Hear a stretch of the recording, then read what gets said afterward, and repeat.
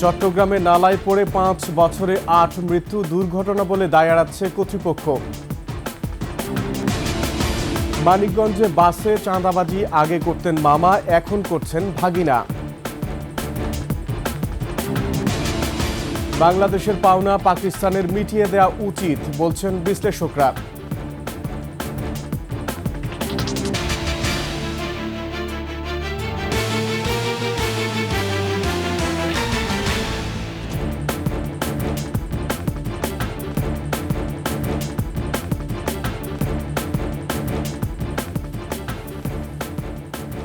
শুনছিলেন সংবাদ শিরোনাম। আমন্ত্রণ 21 সংবাদে, সাথে আছি আকবর হোসেন সুমন। দর্শক, 21 টেলিভিশনের সংবাদ একই সাথে সরাসরি দেখতে পাবেন আমাদের ফেসবুক পেজ www.facebook.com/2124 অনলাইনে। এছাড়া সাবস্ক্রাইব করতে পারেন www.youtube.com/21etv চ্যানেলে। চট্টগ্রামের নালা, নর্দমা আর খালগুলি যেন মৃত্যুর ফাঁদ। 5 বছরে নালায় পড়ে মৃত্যু হচ্ছে অন্তত 8 জনের, কিন্তু এর দায় নিতে রাজি নয় নগর কর্তৃপক্ষ। তারা এগুলোকে দুর্ঘটনা বলে দায় এড়াচ্ছেন। চট্টগ্রাম প্রতিনিধি হাসান ফেরদৌসের পাঠানো তথ্যচিত্রে ডেস্ক রিপোর্ট। ক্যামেরায় ছিলেন বিপ্লব মজুমদার। শুক্রবার রাত 8:30টার দিকে চট্টগ্রাম নগরীর কাপাসগোলা এলাকায় ব্যাটারি চালিত অটোরিকশা উল্টে নালায় পড়ে যায়। সে সময় ছিটকে নালায় পড়ে যায় 3 আরোহী। মা ও নানিকে উদ্ধার করা হলেও নিখোঁজ 6 মাস বয়সী শিশুর মৃতদেহ 14 ঘন্টা পর পাওয়া যায় চাকতাই খালে। খালের পানি আর রাস্তা একাকার হয়ে গেছে। ইনশাআল্লাহ বুঝতে পারে নাই খাল কোনটা রাস্তা কোনটা, সে পড়ে গেছে খালে। দুজন পাইছি, মাকে দেন নানিকে পাইছি, বাচ্চাটা পাওয়া যায়নি। গণমাধ্যমের তথ্য বলছে 2023 সাল থেকে এখনো পর্যন্ত নালায় পড়ে 8 জনের মৃত্যু হয়েছে। 2023 সালের 7 আগস্ট পাহাড়তলিতে নালায় পড়ে মারা যান কলেজ ছাত্রী নিপা। 2021 সালের 30 জুন 16 শহর এলাকার চশমা খালে পড়ে অটোরিকশা চালক ও এক যাত্রীর মৃত্যু হয়। একই বছর 25 আগস্ট মুরাদপুরে ড্রেনে পড়ে নিখোঁজ হন এক সবজি ব্যবসায়ী। 2024 সালে নগরীর আছাদগঞ্জে খালে পড়ে মারা যান কলেজ শিক্ষার্থী আজিজুল হাকিম। এত মৃত্যুর পরেও নিরাপদ হয়নি নগরীর ঝুঁকিপূর্ণ নালা ও খালপাড়। কাগজে কলমে প্রকল্প বাস্তবায়নের গল্প শোনালেও সামান্য বৃষ্টিতে তলিয়ে যায় চট্টগ্রাম মহানগরী। আর এজন্য চট্টগ্রাম উন্নয়ন কর্তৃপক্ষ সিডিএ সহ সিটি কর্পোরেশনকে দুষছেন নগর পরিকল্পনাবিদরা। পরিকল্পনা 63 নেওয়া হয়েছে, 95-এ নেওয়া হয়েছে। এখন আরেকটি পরিকল্পনার উদ্যোগ সিডিএ নিয়েছিল, সেটিও এখন পর্যন্ত অনুমোদন হয়ে আসেনি। অর্থাৎ প্রকল্প অনুমোদনের আগেই মেয়াদ শেষ। আমার কোনো কন্ট্রোলিং নাই সিটির বিকাশের মধ্যে। চট্টগ্রাম সিটি মেয়র বলছেন, নালা ও খালগুলো চট্টগ্রাম উন্নয়ন কর্তৃপক্ষের।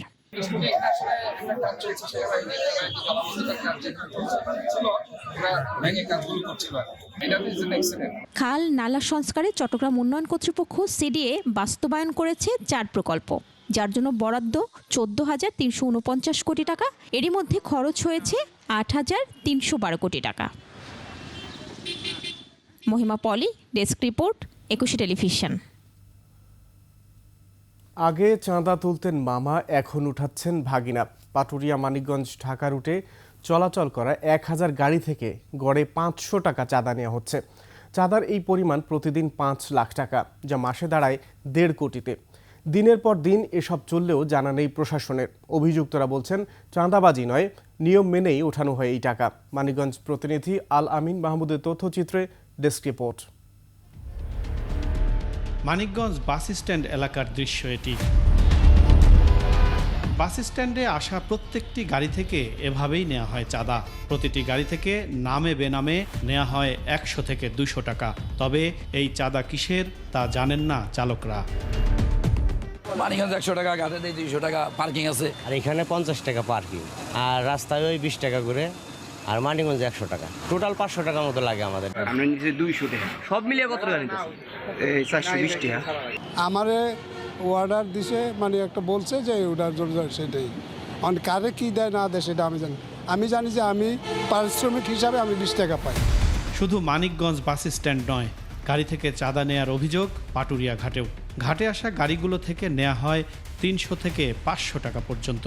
চালকরা বলছেন, আলাল আর বাবুলের নাম ভাঙিয়ে নেওয়া হয় এসব চাঁদা। লিটন বাবুল এরাই মানিকগঞ্জের নিয়ন্ত্রণ করে আর কি মালিক সমিতির। জানদার হলো মালিক সমিতির কর্মকর্তারা। এই আপনার আলাল চেয়ারম্যানের বাইকনা। আগে ঘাট থেকে চাঁদা নিতেন শিবালয় উপজেলা আওয়ামী লীগ নেতা আব্দুর রহিম খান। অনেকেই বলছেন এখন নিচ্ছেন তার ভাগিনা জেলা বিএনপির সদস্য আলাল উদ্দিন। আর বাস স্ট্যান্ড থেকে চাঁদা উঠাতেন শ্রমিক লীগ সভাপতি বাবুল সরকার।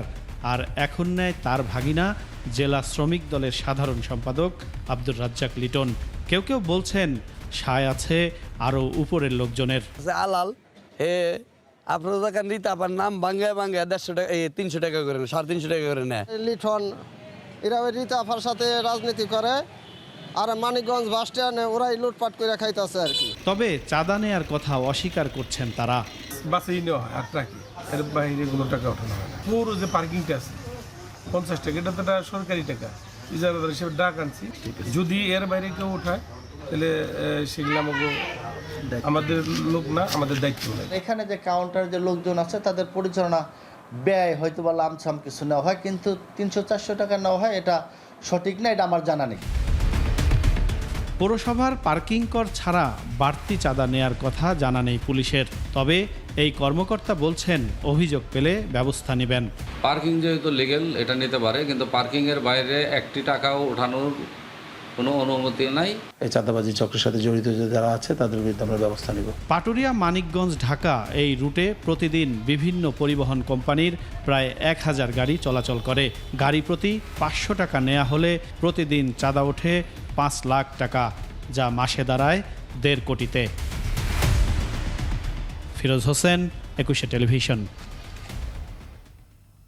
বাংলাদেশ ও পাকিস্তান সম্পর্ক উন্নয়নে ভারতের নাক গলানো উচিত হবে না, এমন মনে করছেন আন্তর্জাতিক বিশ্লেষকরা। তারা বলছেন স্বাধীনতার আগের সম্পদ ফেরত এবং সম্পর্ক উন্নয়নের স্বার্থে বাংলাদেশের প্রকৃত দাবিগুলো মেনে নেওয়া উচিত। নাঈম আহমেদের রিপোর্ট। প্রায় 15 বছর পর 17 এপ্রিল ঢাকায় হয়েছে বাংলাদেশ পাকিস্তান পররাষ্ট্র সচিব পর্যায়ের বৈঠক। এর মধ্য দিয়ে দুই দেশের আশা সম্পর্ক আরও উন্নত হবে। আন্তর্জাতিক বিশ্লেষকরা বলেছেন বাংলাদেশের সরকার পরিবর্তনের পর ঢাকার নেতৃত্ব অনেক শক্তিশালী। পাকিস্তানের রয়েছে নিজস্ব পররাষ্ট্রনীতি, তাই বাংলাদেশ পাকিস্তান সম্পর্ক উন্নয়নে ভারতের নাক গলানো উচিত নয়। বাংলাদেশ পাকিস্তান স্বাধীন সার্বভৌম দেশ এবং ঢাকার শক্ত অবস্থানের জন্য ভারত হস্তক্ষেপ করতে পারছে না। তাছাড়া অন্য দেশের অভ্যন্তরীণ ব্যাপারে ভারতের হস্তক্ষেপ উচিত নয়। বাংলাদেশ স্বাধীন হওয়ার আগে পাকিস্তানের কাছে সম্পদ পাওয়ার বিষয়ে তিনি বলেন এই দাবির সত্যতা রয়েছে এবং তা পরিশোধ করা উচিত। স্বাধীনতা পূর্ববর্তী সম্পদের বিষয়টি পাকিস্তান খতিয়ে দেখবে। সম্পর্ক উন্নয়নে প্রয়োজনে কিস্তির মাধ্যমে দাবিকৃত অর্থ ফেরত দেওয়া সম্ভব। তবে 1971-এর গণহত্যার বিষয়ে বাংলাদেশ ও পাকিস্তানের ভিন্ন ভিন্ন মতবাদ রয়েছে।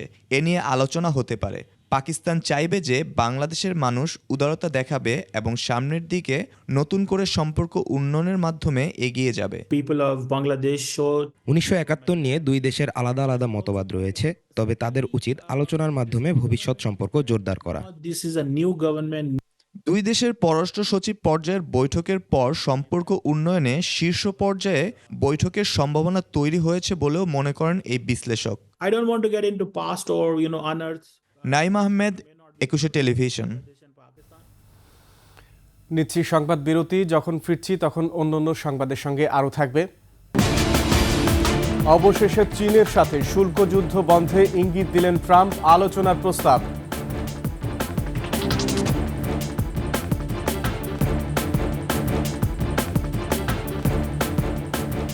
আবারও আমন্ত্রণ 21 সংবাদে। সামাজিক যোগাযোগ মাধ্যমে ভুয়া তথ্য ছড়িয়ে সৌদি আরব সহ মধ্যপ্রাচ্যের শ্রমবাজার অস্থিতিশীল করার অপচেষ্টা করছে একটি মহল। গাজায় ইসরায়েলি আগ্রাসনের প্রতিবাদে বাংলাদেশের সাধারণ মানুষের বিক্ষোভকে পুঁজি করে এই অপচেষ্টা চালাচ্ছে তারা।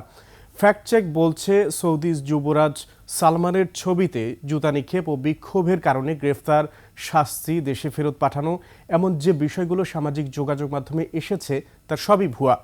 সোহেল সামির রিপোর্ট। মধ্যপ্রাচ্যে বাংলাদেশের সবচেয়ে বড় শ্রমবাজার। এই অঞ্চলে রয়েছে প্রায় 28 লাখ রেমিটেন্স যোদ্ধা। দেশের মোট রেমিটেন্সের 49% আসে তাদের হাত ধরে। উল্লেখযোগ্য সংখ্যক শ্রমিক রয়েছে সৌদি আরবেও।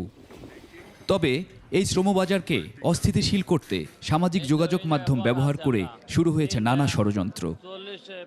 এটি একটি মিছিলের ছবি। বলা হচ্ছে এই মিছিল থেকে সৌদি যুবরাজ সালমানের ছবিতে জুতা নিক্ষেপ করা হয়েছে। সারাহ মেহজাবিন নামে আরেকটি ভেরিফাইড ফেসবুকে একটি ভিডিও আপলোড করা হয়। দাবি করা হয় ইসরায়েল বিরোধী বিক্ষোভ করায় বাংলাদেশের শ্রমিকদের সৌদি আরব থেকে দেশে পাঠিয়ে দেয়া হচ্ছে। ফিরে আসা প্রবাসী সংবাদের সত্যতা যাচাইয়ের সাথে সম্পৃক্ত ফ্যাক্ট চেক বলছে এগুলোর সবই ভুয়া। এই ঘটনাগুলো সৌদি আরবের সরকার পক্ষ থেকে কোনো ঘোষণা নেই। সৌদি আরব সরকার এই ঘটনার সাথে যোগাযোগ বা যোগসাজশ থাকার কারণে কাউকে পাঠায়নি। এটা সৌদি আরবের একটা সাধারণ ঘটনা এবং এক্সে যে বা এই জিনিসগুলো নিয়ে যে অপপ্রচারগুলো ছড়ানো হচ্ছে সেটা পুরোপুরি হচ্ছে অপতথ্য। মানে মানুষ জেনে, অনেকে আছে জেনে বুঝেই ছড়াচ্ছে, আর বেশিরভাগ মানুষ সেটা বুঝে না বুঝে শেয়ার করে ছড়িয়ে দিচ্ছে। এ ধরনের অপপ্রচারকে অর্থনৈতিক ঝুঁকিতে ফেলার চেষ্টা হিসেবে দেখছেন সংশ্লিষ্টরা। যারা এই বিষয়টা এইভাবে অপপ্রচার করছেন, আমি তাদের কাছে বিনীত অনুরোধ জানাবো, আপনারা যেরকম নিজের ক্ষতি করছেন তেমনি দেশের ক্ষতি করছেন। এটা টোটাল সমাজ এবং পরিবারের জন্য খুবই ক্ষতিকর হবে। প্লিজ প্লিজ আমি সবাইকে অনুরোধ জানাচ্ছি, এই কাজগুলো, এমন কাজগুলো দেশের স্বার্থে এবং পরিবারের স্বার্থে এই কাজগুলোকে করবেন না। অপতথ্য প্রচার বন্ধে সরকারের এখনই পদক্ষেপ নেয়ার তাগিদও দিয়েছেন তারা। সোহেল সামি, একুশে টেলিভিশন, ঢাকা। বাঁশের গ্রাম হিসেবে পরিচিত কুমিল্লার হোমনার শ্রীমদ্দি ও ময়মনসিংহের তারাকান্দার নগুয়া গ্রাম। বহু বছর ধরে এই গ্রাম দুটি বাসিন্দারা বাঁশি তৈরির কাজ করেন। সরকারের সহযোগিতা পেলে এই ঐতিহ্যকে আরও এগিয়ে নেওয়া সম্ভব বলে মনে করছেন সংশ্লিষ্টরা। কুমিল্লা প্রতিনিধি হুমায়ুন কবির রনি ও ময়মনসিংহ প্রতিনিধি আতাউর রহমান জুয়েলের তথ্য ছবিতে ডেস্ক রিপোর্ট।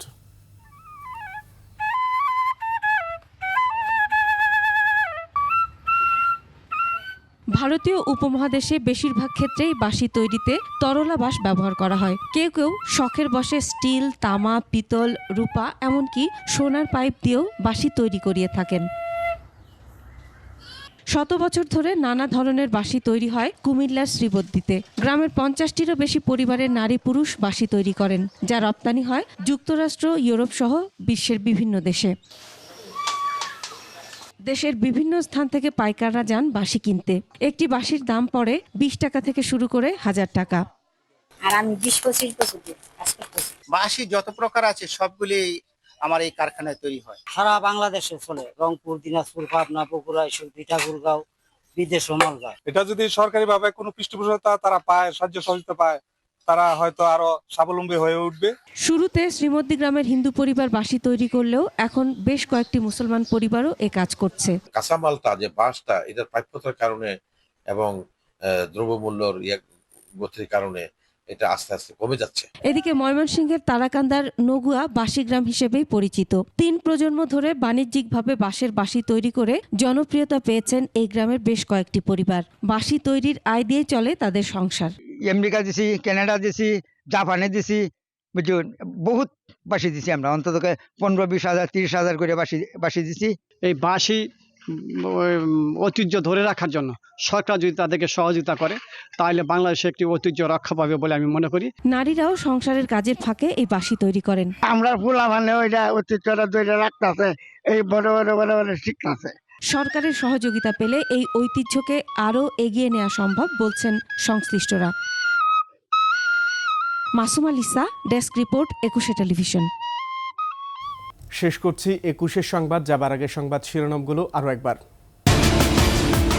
চট্টগ্রামে নালায় পড়ে 5 বছরে 8 মৃত্যু, দুর্ঘটনা বলে দায় এড়াচ্ছে কর্তৃপক্ষ। মানিকগঞ্জে বাসে চাঁদাবাজি আগে করতেন মামা, এখন করছেন ভাগিনা। বাংলাদেশের পাওনা পাকিস্তানের মিটিয়ে দেওয়া উচিত বলছেন বিশ্লেষকরা।